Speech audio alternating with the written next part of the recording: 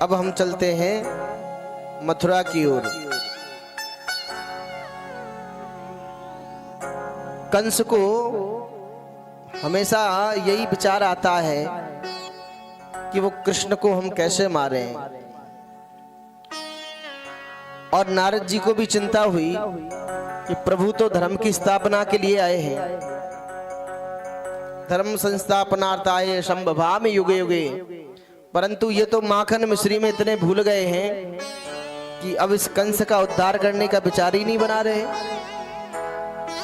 तो एक बार नारद जी मथुरा में कंस के पास पहुंचे और कंस ने नारद जी को देखा, बड़ा स्वागत किया।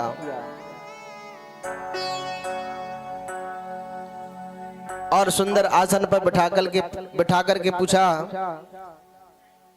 गुरुदेव कैसे आना हुआ? नारद जी ने कहा, कंस तुझे कुछ पता है? वृंदावन में जो नंद बाबा के छोरा हैं कृष्ण और बलराम, वो नंद बाबा के नहीं है।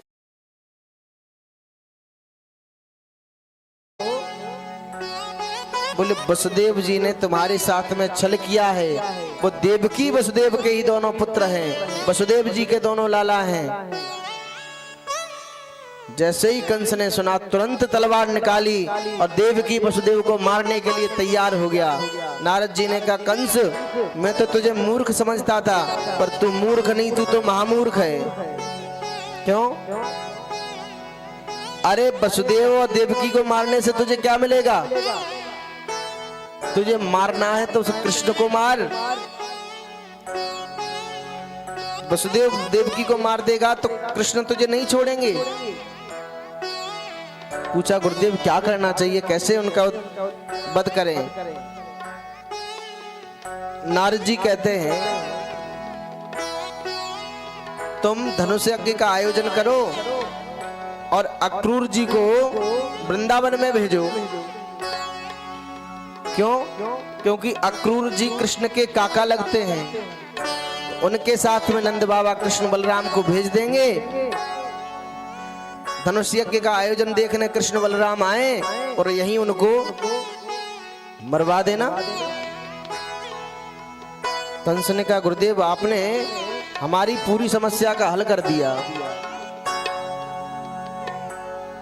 नारद जी इतनी कह करके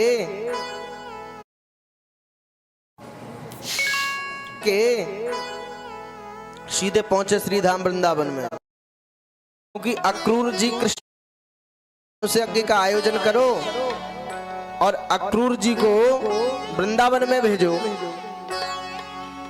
क्यों?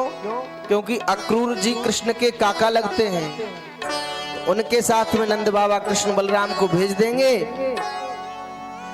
धनुष यज्ञ का आयोजन देखने कृष्ण बलराम आए और यहीं उनको मरवा देना। कंस ने कहा, गुरुदेव आपने हमारी पूरी समस्या का हल कर दिया।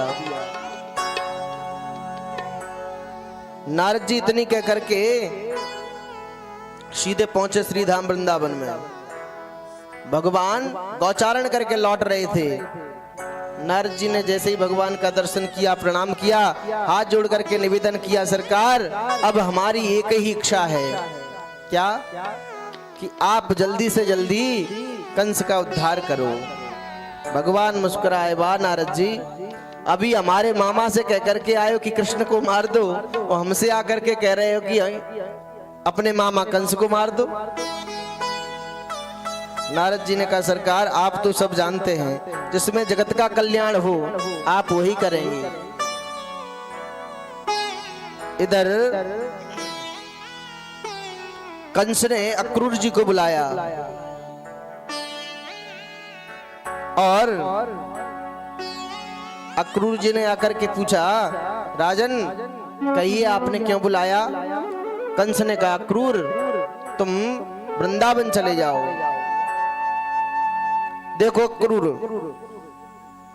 मैं छुपाना तो कुछ नहीं जानता, इसलिए मैं तुम्हें सब सच बता देता हूँ। तुम वृंदावन में जाओ। गच्छ नंद ब्रजम तत्र सुता बानक दुंद में आशा तेता विहाने न रथे नयमाचिरम। वृंदावन जाकर के आपको एक काम करना है। आनक दुंद वसुदेव जी के जो पुत्र हैं कृष्ण बलराम, उनको लेकर के आना है। कंस ने कहा क्या? अक्रूर जी ने कहा उनका क्या करोगे? बोले वो कृष्ण ही हमारा अष्टम काल है, देवकी का पुत्र, इसलिए कृष्ण बलराम को तुम लेकर के आओ। धनुष यज्ञ के बहाने से वो यहाँ आकर के मैं कृष्ण को मरवा दूंगा। जैसे ही अक्रूर जी ने सुना, अक्रूर जी के तो नेत्र सजल हो गए। ये कंस बड़ा दुष्ट है और यदि मैंने कृष्ण बलराम को यहाँ ला करके इसे दे दिया तो ये मरवा देगा।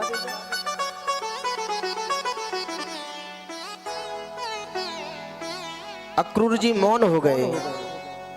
कंस ने कहा हाँ ना में जवाब दो, और तुम मुझे अच्छी भले से जानते हो, यदि तुमने मना किया तो मैं कृष्ण बलराम से पहले तुम्हें मौत के घाट उतार दूंगा। अक्रूर जी सोचते हैं इसके हाथों से मरना तो अच्छा है कि मैं अपने गोविंद के पास चला जाऊं। लौट करके अक्रूर जी अपने महल में आए, भवन में आए, रथ को सजाया और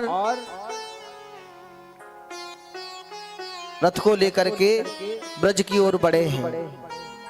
मन में विचार करते जा रहे हैं हमारे कौन से पुण्य उदय हो गए, ऐसा हमने कौन सा धर्म किया है, ऐसा कौन सा तप किया है जो आज मुझे साक्षात नारायण के दर्शन होंगे, अपने प्यारे प्रभु के दर्शन होंगे।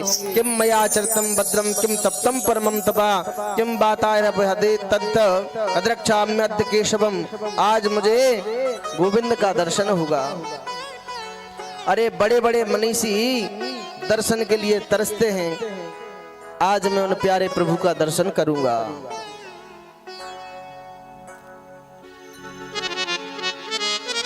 इतना विचार करते करते रथ को चलाना भूल गए।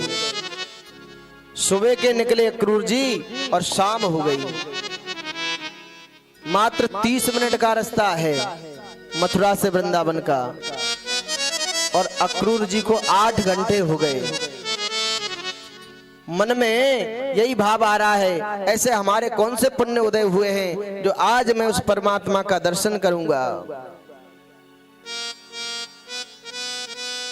अक्रूर जी ये सोचते सोचते वृंदावन में पहुंच रहे हैं। अब अपने मन को एक बार वृंदावन में लेकर के चलो।